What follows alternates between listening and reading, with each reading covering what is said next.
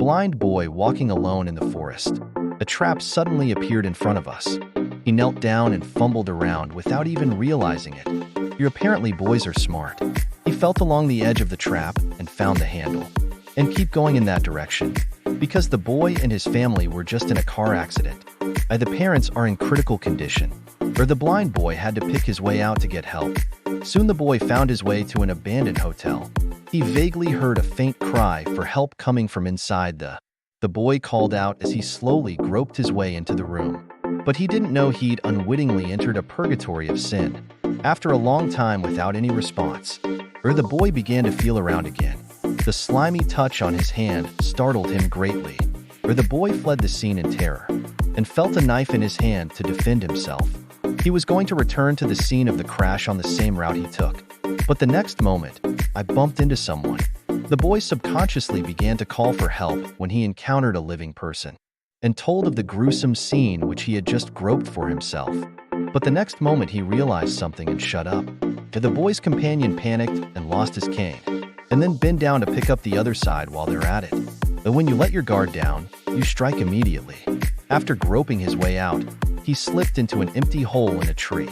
The killer got up and looked around and had lost sight of the boy. But he knew that blindness was impossible. How far did you run out on your own watch? So he's not alarmed. Instead, he calmly pulls out a rubbing gun from his pants. With a roar that explodes in your ears. The boy with the empty space in front of him. After all, it was fear that gave way.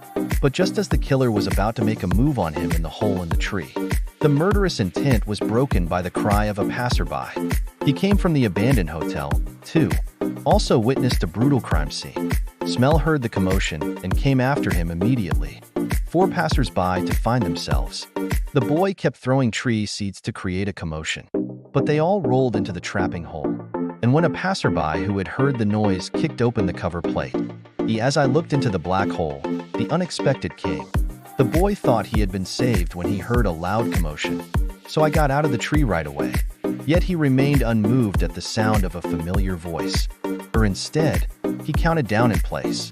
The boy stood up calmly, but when he tried to go back the way he came, but the murderer grabbed his feet. In the heat of the moment, he grabbed a branch and jabbed it out.